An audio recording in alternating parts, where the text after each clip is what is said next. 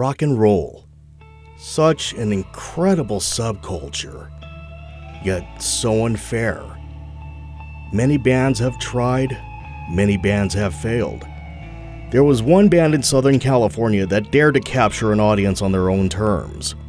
Inspired by British shoegaze and underground indie rock, their first LP, The Angel Pool, ignited like a wildfire.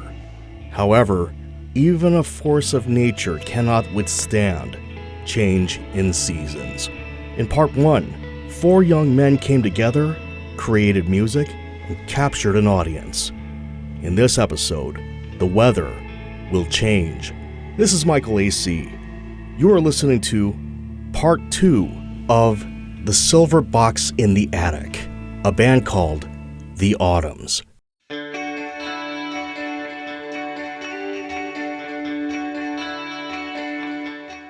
I remember the day. It was September 9. The reason I know that is because that's my birthday. It was also Wednesday night. On Wednesday night, I always went out. I stayed up quite late for a young man, and on this Wednesday night, there was supposed to be this really good band. That's what the promoter kept telling me. To be honest, I couldn't care less. Usually I give a band a chance, but they just ate up time that we could have been dancing. So this band goes on, and in one chord, my entire existence would never be the same again. They played a set so phenomenal I was ready to open my wallet. That night, surprisingly, they completely sold out of every copy they had of the Suicide at Stroll Park EP. Just the fact that a band like this existed made it my favorite birthday present ever.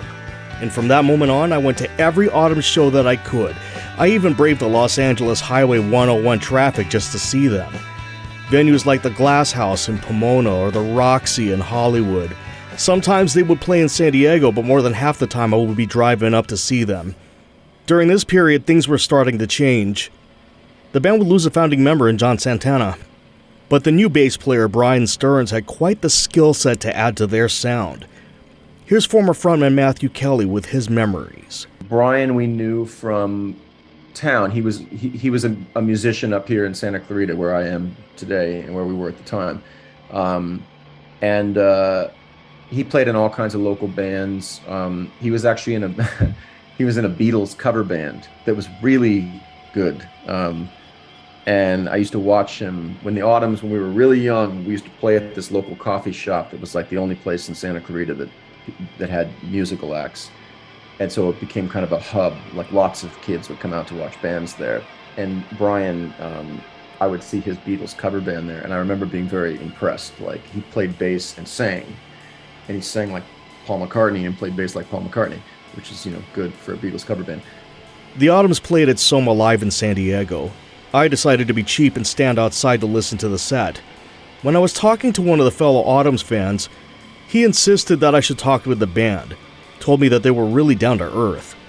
I was too shy, but he sent lead guitarist Frankie Kuroshek to talk to me anyways, and I could not stop complimenting Frank. I felt he was on the same level as Johnny Marr, and I told him so, and he didn't know how to take it, so I was worried I came off like an idiot. No, Frankie's, a humble guy, Same thing, he's done a lot of things that would make, I think, other people maybe a little proud or even arrogant, and that's just not him, I don't know, maybe it's that Christian upbringing, that we were talking about earlier, maybe some of these ideas got drilled into some of these people. I mean, I don't know if Elk grew up going to church. He was in that scene. He knew some of those bands and stuff. So I don't know, maybe it was that. But no, he's a humble guy. Humble indeed. He unselfishly shared the details of his gear with me. He played a Rickenbacker, which you can probably tell from the chimey tones. His setup had 2 Alesis quadriverbs plugged into his Marshall JCM 800. He told me that the quadriverb was, quote, a piece of crap, but he knew how to use it. Touring was actually a chore for the band.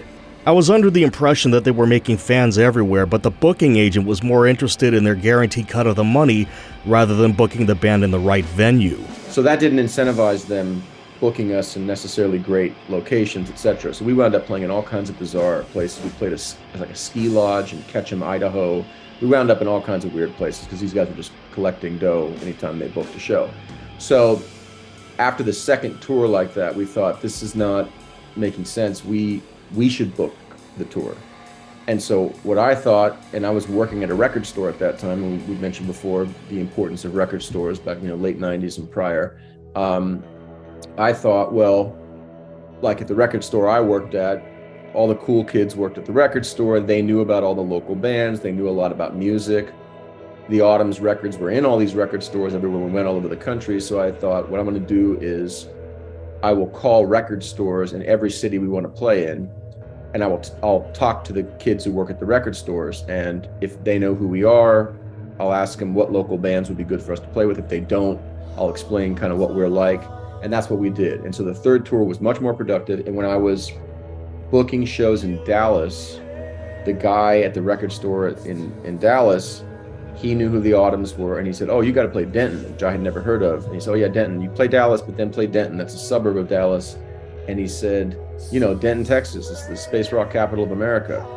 So they began to book themselves. I was eager to see them play in San Diego, as it was getting expensive to drive to LA all the time. So I chatted up with the manager, Chris Sahanek. In a light bulb moment, I decided to get them booked in San Diego. After all, I knew some friends in town that promoted. Seemed like fun. So, how hard could it be? I took on the moniker as The Reverend, which the band actually liked. It was my mission to get them shows. But I found out really quickly that it was harder than it looked. I've had emails ignored, I was hung up on, I had promoters lie to my face, and some of them downright told me they thought the band sucked. It was frustrating. Suffice to say, they played Los Angeles more often. Meanwhile, the band were between albums. They were planning the next album. They released an EP called Winter in a Silver Box. It had 2 ambient noise tracks and remix versions of The Angel Pool and Pale Trembles a Gale.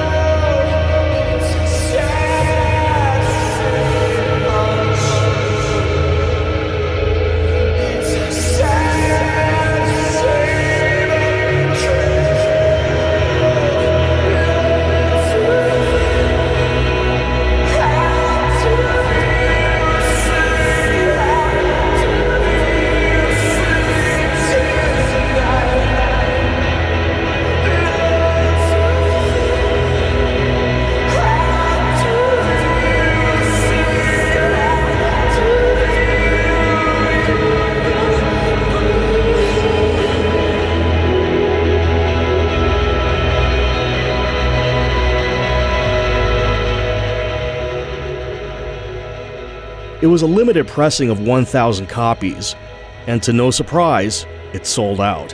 It was so rare, it became the most sought-after compact disc of their catalog, one that was stolen by my ex-girlfriend, and also an album that other people would misplace as well.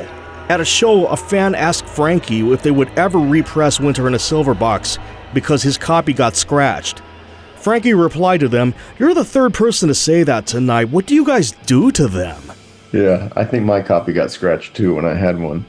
The Autumns demoed several tracks for their new album.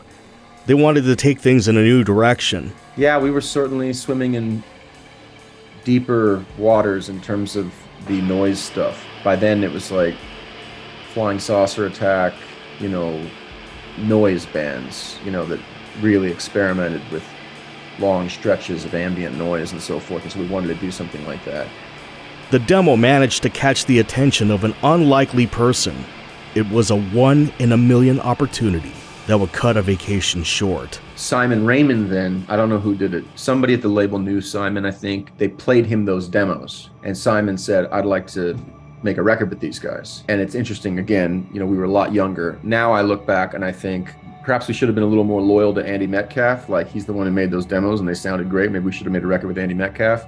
But anybody who knew us at that age, that was totally impossible. A member of the Cocteau Twins wants to produce there was no world, we would have sold our mothers to to work with the Cocteau Twins. I mean, wasn't even a question. And I was in Spain with a friend of mine in Madrid. And let's see, this is like 99 now, so we're starting to have email accounts and so forth. And I believe I got an email. It's either an email or a phone call from my mother saying, Frankie is trying to get a hold of you. Simon Raymond wants to meet with you. Almost within a blink of an eye, the Autumns were at September Sound Studio, working on their sophomore album. When the sessions ended, it's as if the sun began to be obscured by clouds. A change in the weather was coming, and with that came their new EP, ushering in a new chapter for the band. It was the EP, The Boy with the Aluminum Stilts.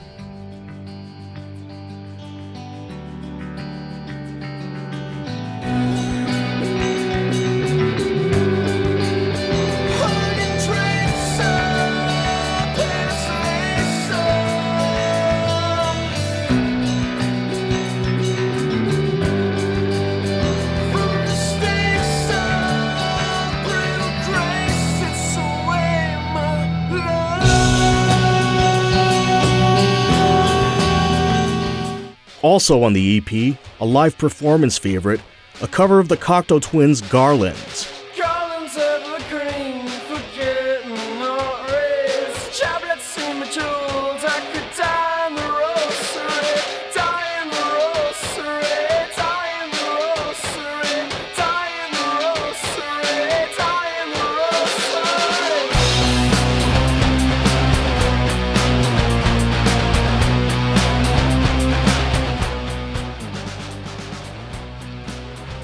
This introduced a period where the Autumns performed at their darkest. Perhaps it foreshadowed the series of events to come. First, their record label declared bankruptcy, right before the release of the new album. And there would also be a major change. They would lose yet another founding member as Eric Crispin decided to leave the music industry. It was pretty sad at the time. I remember the somber mood of his farewell show at the Glass House. That somber mood didn't last forever, though. Enter the new drummer, Steve Elkins. There was, I think, a trade-off there that was good for us, which was he was a very kind of solid bread and butter drummer. And that was a very good type of drummer for us on those first two records. Like you couldn't have the Angel Pool without E doing the drumming. He was the perfect drummer for that record, right? And I think that's probably also true of Russet Gold.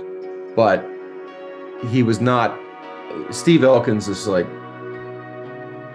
I mean, I'm not an expert on drumming, but certainly he was one of the great drummers, like in the band scene in LA. I mean, everybody. And it was interesting actually for me because I began to notice like people would be looking at him more than they'd be looking at me on stage because he was such a ferocious drummer and so just wide open in terms of like, he would disappear into the music, it was like spiritual. The release of the new album was highly anticipated. The new LP was titled In the Russet Gold of This Vain Hour. It certainly had people talking. More and more I would see the Autumns get mentions. It had shades of a promise of a mainstream breakthrough. Risk had pulled off a few coups in terms of promoting the record, and it's crazy to think about now, but we were on the cover of the Los Angeles Times pop music section. We were the front page, and Prince was actually on that cover as well, but he was like the smaller story. The big story was the Autumns and the fact that we had made this record with Simon Raymond, and I think there was a lot of talk like this band's about to explode, which again, I don't think I ever believed that was going to happen. And certainly when I listened to that record, I think this record couldn't have been big in terms of popular music at that time. It just had nothing to do with what was happening, But I mean, people were coming out of the woodwork. I was meeting people at shows that I hadn't seen since like second grade. It's an interesting little slice of what I think it's like for people to be genuinely famous. Suddenly everybody reappears in your life. People who were never going to think of you again are suddenly at your show, So I think that was part of what was driving those numbers. Soon it all culminated into one night in Santa Ana, California at the Galaxy Theater. It was the record release show, and it was packed. This was the largest crowd I have ever seen for an autumn show. That night I began to recognize familiar faces from other shows, and some of them recognized me. It was as if the band created its own community. I cannot stress how much fun I had that night. By the way, one of the opening bands was Black Rebel Motorcycle Club. They opened for the Autumns that night. This show was the first gig with Steve Elkins. He was a perfect fit. And the Russet Gold of this Vain Hour was a complete departure from the Angel Pool. Some fans had a hard time connecting with it. Others liked it. And there were some who were offended that it sounded nothing like the Angel Pool. Me? I thought it was a good album. It's not the kind I would listen to every day, but it had some cool tracks, such as Mistral Chimes at Nightfall.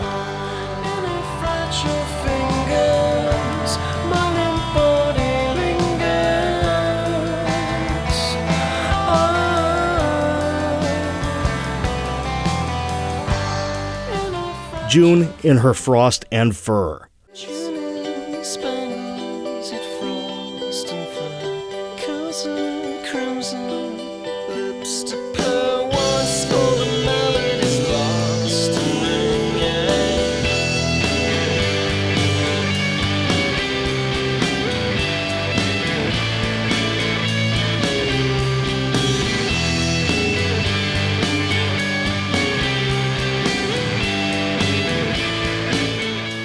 Oriole.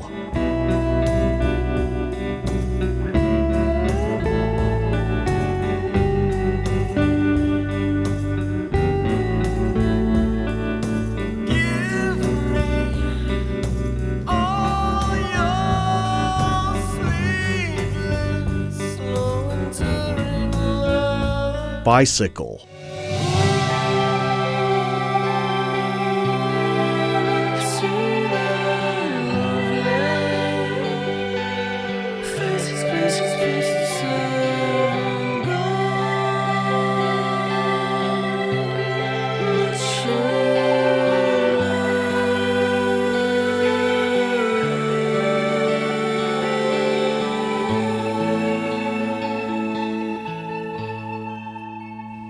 And unfolding and fading.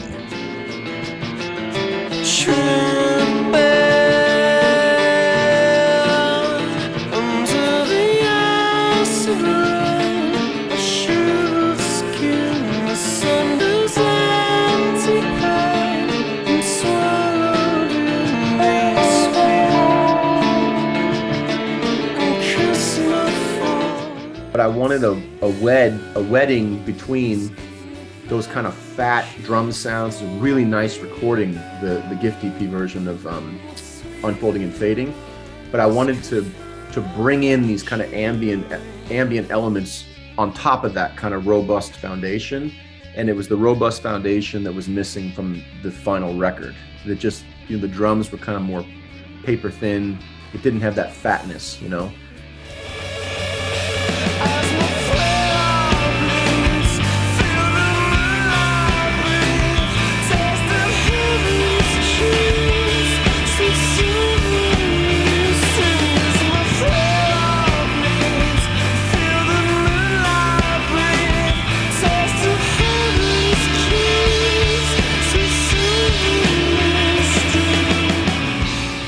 There we got home, listened to the record, and thought, this is great. This is really, really great. I remember listening to it on the way home in plane.